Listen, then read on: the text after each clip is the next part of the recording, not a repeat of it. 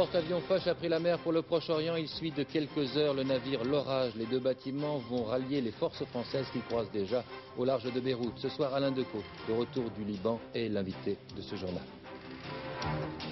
Visite surprise de Jean-Pierre Chevènement aux gendarmes ce matin. Il était dans l'Oise. Le ministre a tenu à préciser qu'il ne viendrait pas les mains vides mercredi prochain à la table de concertation. En Pologne, le général Jaruzelski désigne officiellement Tadeusz Mazowiecki pour former le nouveau gouvernement. Le Parti communiste semble divisé. Mesdames, Mesdemoiselles, Messieurs, bonsoir. Décidément, Jean-Pierre Chevènement avait bien monté son affaire. Les journalistes qui l'ont accompagné ce matin avaient été prévenus hier soir vers 19h. Rendez-vous avait été pris au ministère de la Défense, mais aucune destination n'avait été programmée. C'est ce matin seulement que les journalistes ont su qu'ils avaient rendez-vous avec Jean-Pierre Chevènement, qui lui-même voyait les gendarmes. Le secret était authentique. Certains gendarmes ont été surpris en short. Emmanuel Vanier. Personne n'était au courant. Le secret avait été parfaitement gardé. À la gendarmerie d'Estrée dans l'Oise, surprise totale ce matin quand le ministre se présentait à l'accueil. Après le rappel à l'ordre de la semaine dernière, c'était donc l'amorce du dialogue et de la concertation sur le terrain avant la réunion de mercredi prochain. Mercredi, ceux qui viendront ne tomberont pas dans un traquenard. Il y aura des commissions, le cas échéant, on pourra désigner des porte-paroles, prendre en compte les problèmes de chacun, de façon à commencer à avancer. Et d'autre part, je ne viendrai pas les mains vides. À Estrée-Saint-Denis, aucun volontaire pour la réunion. On dénonce cependant le procédé des lettres anonymes, mais sur le fond, les gendarmes expriment finalement leur accord avec la plupart des revendications. Vous pouvez y aller, hein. Je sais que ça vous embarrasse, mais allez-y, n'hésitez pas à dire le fond de votre pensée. Nous aimerions avoir des gendarmes en plus de façon à pouvoir soulager le travail, de pouvoir avoir un peu de vie de famille. Deuxième gendarmerie, même accueil surpris, dialogue et revendications identiques. Manque d'effectifs, disponibilité quasi permanente, en conséquence des difficultés familiales et conjugales. Quand vous avez épousé un gendarme, vous saviez que ça serait comme ça? Vous pensiez que ça serait comme ça? Non, l'image qu'on se faisait du gendarme était autre que celle-là. Et vous le regrettez aujourd'hui alors? Oui, sincèrement. Si c'était à refaire, je ne me remarierais plus avec un gendarme. Jean-Pierre Chevènement a rappelé les grands axes de sa réforme et notamment deux idées forces, le redéploiement des effectifs sur les brigades surchargées et la prise en charge par les sociétés d'autoroutes des gendarmes qui en assurent la sécurité, ce qui permettrait de créer 2000 postes nouveaux. Le porte-avions Foch a quitté Toulon cap sur le Liban. Il sera rejoint en mer par une quarantaine d'avions et d'hélicoptères. Dans 4 jours, il sera au large de Beyrouth. Le navire l'Orage a lui aussi pris la mer. Louis Carzo. Renforcer la présence française dans la zone, apporter toute l'aide qui pourrait être demandée, telle est la mission officielle du porte-avions Foch parti ce soir de Toulon. Le bâtiment accompagné d'une frégate anti-aérienne doit rejoindre d'ici 4 jours d'autres navires déjà présents au large des côtes libanaises. Il était précédé ce matin par l'Orage, un navire spécialisé dans les opérations d'évacuation, capable d'accueillir 500 personnes à son bord en plus des 280 hommes d'équipage. La France, notamment par la voix d'Alain Decaux, insiste sur le caractère humanitaire de ce déploiement en Méditerranée orientale. Du côté militaire, on se déclare prêt à toute éventualité. Ça pourrait être certainement une mission d'évacuation, mais pour l'instant, je le répète, notre mission, c'est de nous tenir prêts à toutes les éventualités possibles. De fait, le porte-avions doit être rejoint en mer par une quarantaine d'avions et d'hélicoptères. Les autorités militaires précisaient enfin que la mission du Foch était d'une durée indéterminée. Au Liban, les bombardements se poursuivent sporadiquement, même si les offensives semblent pour le moment stoppées. Il semble donc que les efforts diplomatiques, même s'ils n'ont pas complètement abouti, aient permis cependant d'arrêter la tuerie. D'après Alain Decaux, l'envoyé du gouvernement qui a rencontré les responsables, toutes tendances confondues, c'est maintenant Hussein de Jordanie et aussi Yasser Arafat qui prennent le relais. Patricia Coste. Une solution arabe, entre arabes, sous-entendue non française, pour régler la crise du Liban, c'est ce qu'Arafat a réclamé aujourd'hui à Bagdad, où il a rencontré l'Irakien Hussein et le roi de Jordanie. Sa solution, des observateurs provenant de 10 pays arabes, dont la Syrie, pour imposer l'arrêt des combats et permettre une solution politique. Proposition déjà formulée que les 3 dirigeants voudraient réactiver.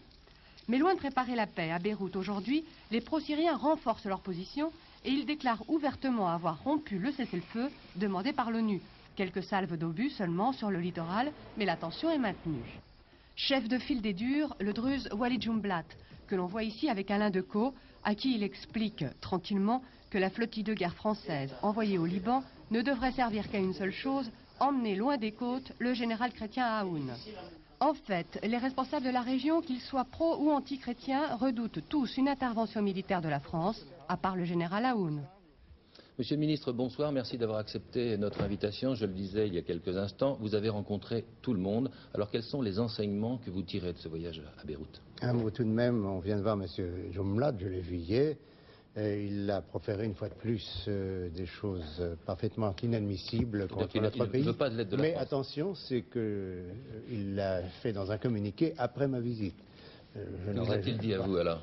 Non, je ne veux pas dire ce que m'ont dit mes interlocuteurs, c'est impossible. Évidemment, c'est le gouvernement qui doit le savoir avant toute personne. On sait que Walid Jumblatt refuse l'aide de la France si elle est véhiculée par des navires de guerre. C'est ce qu'on a lu dans les dépêches. Il aurait souhaité des bateaux de croisière, mais je lui ai expliqué que, comme nous voulons parer au retour de l'enfer qu'ont vécu la semaine dernière les gens de Beyrouth, comme personne peut-être ne l'a vécu jamais, 150 000 coups obus pendant 3 jours et 4 nuits.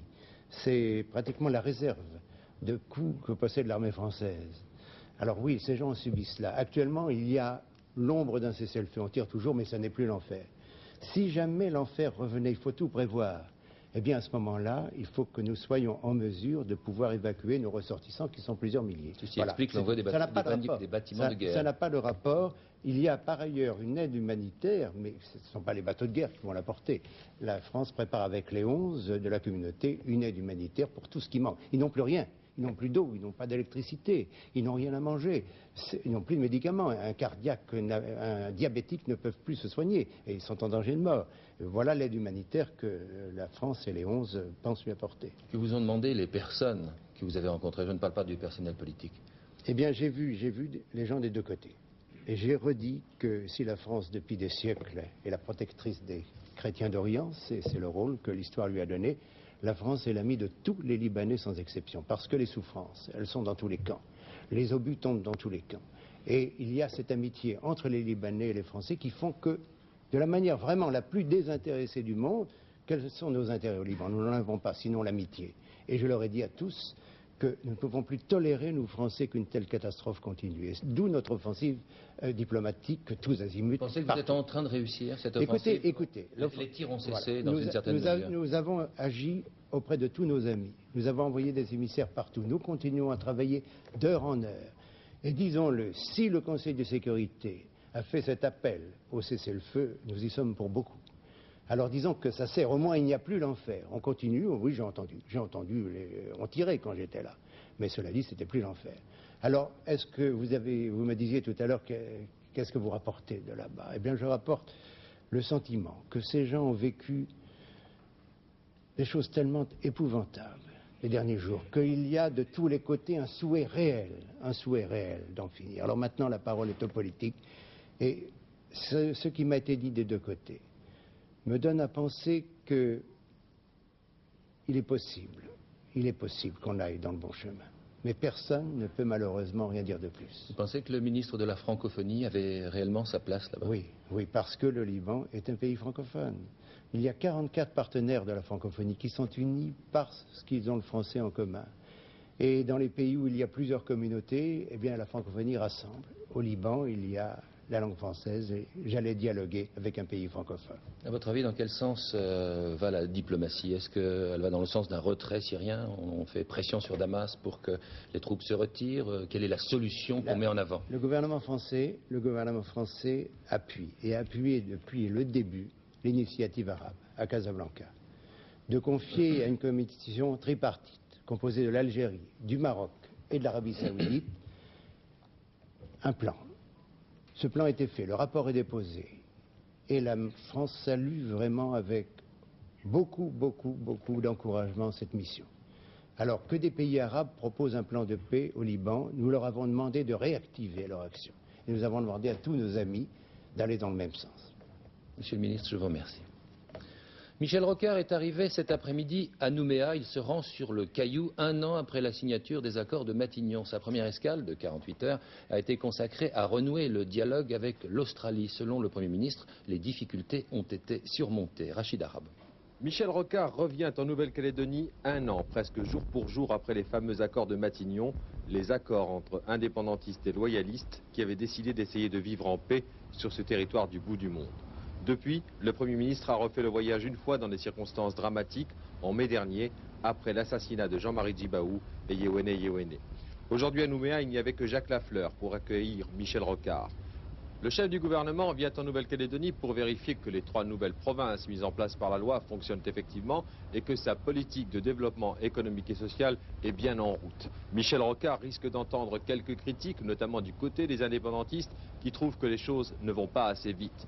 En 3 jours, le Premier ministre aura le temps de prendre la température de ce territoire si étrange où les tempêtes ne sont jamais annoncées, ce territoire qui vit en paix depuis un an seulement, une paix dont même l'entourage de Michel Rocard reconnaît qu'elle est encore fragile.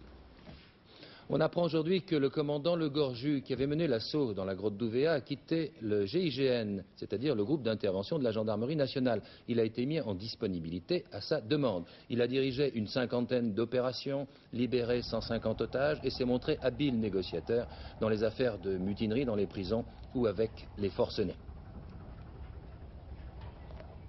Claude Évin est revenu, lui, aujourd'hui sur l'inculpation dans l'affaire des fausses factures de la Sormae. Pour le ministre de la Santé, il faut mettre un terme à l'hypocrisie. Tous les responsables politiques savent comment sont financées les campagnes électorales. Il n'y a pas que Michel Peuzet, ni que les élus socialistes. Point de suspension. En Pologne, la seule question qui reste posée, c'est avec qui Tadeusz Mazowiecki va-t-il composer son gouvernement et aura-t-il recours à des ministres communistes? Et combien? Ce soir, c'était prévu. Tadeusz Mazowiecki est officiellement pressenti par le président Jaruzelski. À Varsovie, l'information est loin d'avoir créé la stupeur. Jacques Merlino, sur place. L'information est tombée platement cet après-midi. Un simple communiqué de l'agence officielle polonaise confirmait que le général Jaruzelski nommait Tadeusz Mazowiecki Premier ministre et le chargeait de former un gouvernement. Annonce plate pour un événement historique formidable. C'est la première fois depuis la guerre mondiale qu'un pays de l'Est entame démocratiquement un processus de sortie du régime communiste. L'annonce de cette nouvelle n'a provoqué aucune réaction à Varsovie. Les rues sont toujours aussi calmes et les Polonais, fatigués, blasés, attendent que tout cela soit bien confirmé et définitif. Mais ce qui est curieux, c'est que cette désignation ait été faite avant même la fin des travaux du comité central du Parti communiste, comme si celui-ci n'avait déjà plus beaucoup d'importance. La Pologne, à partir d'aujourd'hui, entre dans une ère nouvelle. Le hasard fait que ce bouleversement intervient 9 ans après la signature des célèbres accords de Gdansk.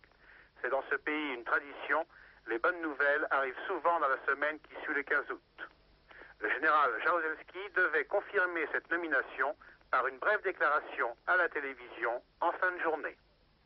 Cet après-midi, près de 200 réfugiés qui fuient l'Allemagne de l'Est ont pu passer en Autriche. Ils ont profité d'un rassemblement politique qui avait lieu en Hongrie, tout près de la frontière, pour passer à l'Ouest. On s'attend à ce que d'autres Allemands s'engouffrent dans la brèche pour rejoindre l'Autriche.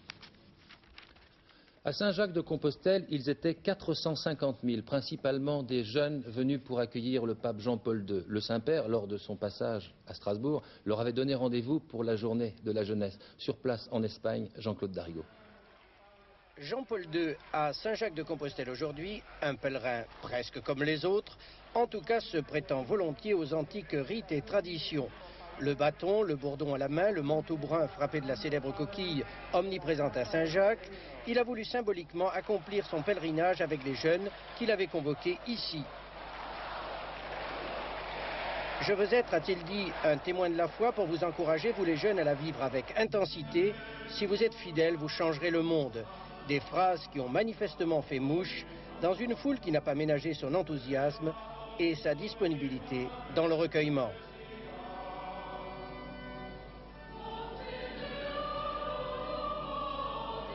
Sous le regard de la statue d'argent de l'apôtre, la Journée internationale de la jeunesse s'est placée prioritairement sous le signe de la prière.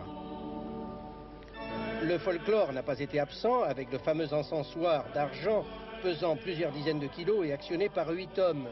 Mais le pape ne pouvait passer outre à des liturgies qui plongent leurs racines dans le Moyen-Âge.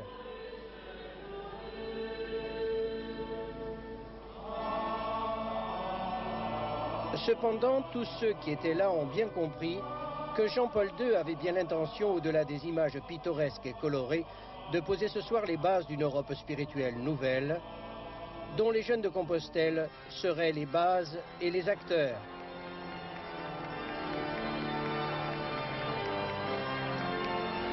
Le rendez-vous de ce soir rassemblera, rappelons-le, près d'un demi-million de personnes.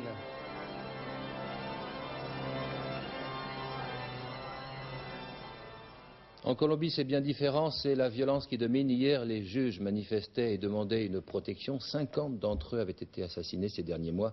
Hier soir, c'était le candidat du Parti libéral à la présidence de la République, Luis Carlos Galán, qui était abattu en plein meeting politique. Dénominateur commun de cette violence, la cocaïne et les narcodollars. Dominique Thiers. La réunion publique allait commencer, c'était hier soir à 30 km au sud de Bogota.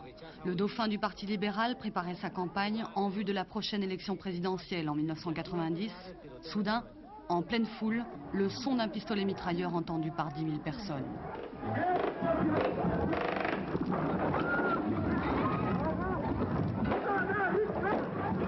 Luis Carlos Galán tombe, foudroyé par les balles, en même temps que l'un de ses gardes du corps. Pour les auteurs du crime, cette fois c'est la bonne. Carlos Galán avait échappé de justesse le 5 août dernier à une première tentative d'assassinat.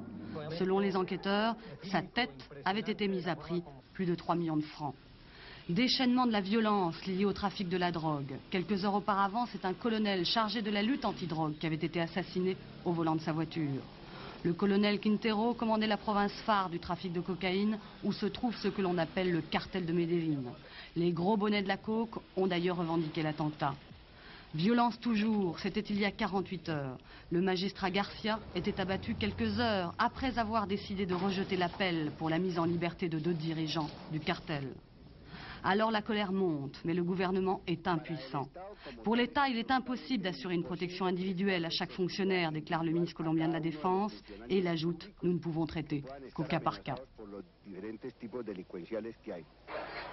Devant la peur, la panique de la population et le mécontentement général, le président colombien Barco a néanmoins annoncé un durcissement contre les trafiquants de drogue. Toutes les demandes d'extradition seront satisfaites, sans possibilité de recours.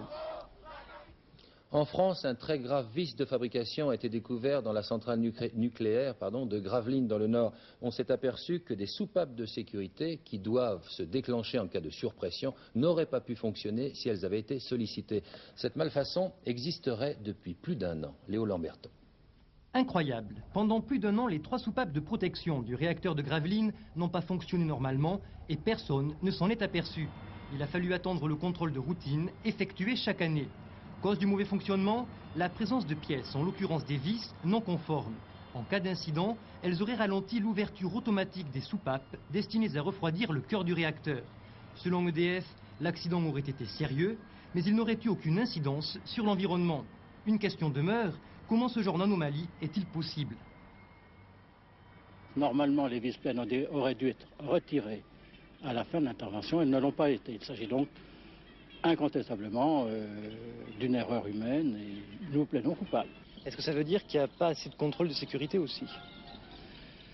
Ça veut dire que nous avons mis en place dans nos centrales, précisément pour tenir compte de ce risque d'erreur humaine, une organisation de la qualité et que dans le cas particulier de la centrale de Gravelines, cette organisation de la qualité a été défaillante. C'est la raison pour laquelle j'ai décidé de constituer une commission d'enquête qui va aller se rendre à Gravelines dès lundi prochain pour faire toute la lumière sur cet incident. EDF assure que cette erreur ne s'est produite dans aucune autre centrale en France. Mais le problème de Gravelines vient de mettre à jour d'importantes lacunes, ce qui pourrait amener EDF à revoir en partie son dispositif de surveillance des réacteurs nucléaires. En une semaine, 3 hommes ont trouvé la mort écrasés sous des tonnes d'eau lancées par des avions bombardiers d'eau. Hier soir, 2 pompiers bénévoles qui combattaient l'incendie d'une décharge dans la région de Marseille ont été tués après qu'un Fokker ait largué 6 tonnes d'eau. On ne s'explique toujours pas pourquoi il se trouvait à l'endroit précis du largage. Patrice Velay. 24 heures après le drame, la décharge brûle toujours. Ce matin, quelques pompiers contrôlaient le feu, la tête ailleurs, car là-haut sont morts hier soir leurs 2 camarades. Seul, un véhicule hors d'usage témoigne du largage mortel du Fokker. Un accident très rare et inexpliqué, car la coordination air-sol a bien fonctionné. Feu vert pour l'avion porteur d'eau après un premier tour de reconnaissance. De plus, il y avait un hélicoptère de la sécurité civile qui participait à l'opération et lui-même avait averti par haut-parleur les pompiers au sol pour qu'ils prennent leurs dispositions. Les consignes de sécurité étaient donc respectées, je dirais à la lettre et dans l'esprit. Alors que s'est-il passé, je ne sais pas. Les procédures existent, il n'y a pas de raison qu'elles n'aient pas été respectées. On peut dire que tout accident est aussi, quand il survient dans un milieu aussi professionnel que celui qui combat les feux de forêt, aussi bien au sol qu'en l'air, il est le fait d'un concours de circonstances qu'a priori on s'explique mal, toujours. Et se repose la question du débroussaillement. Il y a quelques années déjà, un incendie sur ce même lieu. Depuis, rien n'avait été fait pour limiter les risques. La preuve, devis pour 5 hectares de broussailles. À la mairie de Tretz, personne ne veut s'expliquer. Le meurtrier présumé du jeune homme écrasé il y a 9 jours dans un jardin public de Roubaix a été inculpé d'homicide volontaire. L'automobiliste, un homme de 30 ans, s'était acharné avec son véhicule sur sa victime qui venait de lui dérober dans sa voiture un blouson. Le ferrailleur Robert Siroux, interné d'office en hôpital psychiatrique le 8 juillet dernier après la mort de son fils David, s'est évadé vendredi dernier, c'est-à-dire hier, de l'hôpital de Saint-Égrève dans la banlieue grenobloise. C'est ce que nous ont appris aujourd'hui les gendarmes. Robert Siroux, vous le savez, est âgé de 60 ans. Le plus grand salon du véhicule 4x4 se tient à Val d'Isère. Là, on peut admirer les nouveautés qui représentent une part non négligeable du marché automobile cette année. Et l'accent a été mis pour que les ventes aillent encore mieux sur le confort, mais aussi sur la sécurité. Pendant toute la durée du salon du 4x4 de Val d'Isère, les visiteurs ont pu essayer avec des pilotes les véhicules tout-terrain dans des conditions extrêmes. Le marché explose, on estime pourtant que 20% seulement des acheteurs utilisent leur 4x4 dans des circonstances où cela est vraiment nécessaire. Ben moi, le 4x4, c'est surtout utilitaire. Je veux dire par là que rouler sur la route avec un 4x4, ça m'amuse pas beaucoup parce que ça roule pas assez vite. Mais enfin, quoique je roule sur la route avec un 4 très souvent. Et surtout, ça me sert beaucoup parce que j'adore la nature, donc je vais souvent à la pêche. Je vais chercher des champignons. Je fais beaucoup de choses. C'est vrai qu'avec un 4x4, on peut franchir d'incroyables obstacles. Mais attention, il faut connaître ses propres limites et celles de son véhicule. Bref, il est conseillé aux aventuriers en herbe de suivre un apprentissage. Le 4x4 peut présenter des dangers car disons qu'en termes brutaux, un 4x4 peut sortir très rapidement. Ça repousse les limites de l'adhérence, c'est certain. En virage, ça permet une meilleure sécurité, mais il y a un moment où brutalement, et ça ce sont des forces, des lois physiques qui sont faciles à comprendre, brutalement un 4x4 peut décrocher, et là ça peut être plus dangereux qu'une voiture. Disons que le pilotage d'un 4x4 c'est assez fin. Dans les quelques écoles de pilotage, on apprend la technique bien sûr, mais aussi le respect de l'environnement. Au dire des amateurs, le 4x4 est un art de vivre. Pour aller là où les autres ne vont pas, mieux vaut connaître les règles de base. Il faut surtout éviter de partir seul. Ça, c'est la règle numéro 1. Il ne faut jamais partir tout seul en pleine nature. Se préoccuper de l'environnement aussi beaucoup. Ne pas aller partout, n'importe où. Ça, c'est très important pour que le tout-terrain continue d'exister. Sinon, on va aller à des lois très strictes. Si vous n'êtes pas tenté par le 4x4 véritablement tout-terrain, il reste néanmoins les voitures de tourisme, attraction intégrale. À l'étranger, 2/3 des voitures sont à 4 roues motrices. Les constructeurs français se mettent enfin sur ce créneau. Oui, les vacances, ce n'est pas, on l'a vu à l'instant, uniquement le farniente. C'est aussi la possibilité de faire ou de voir autre chose.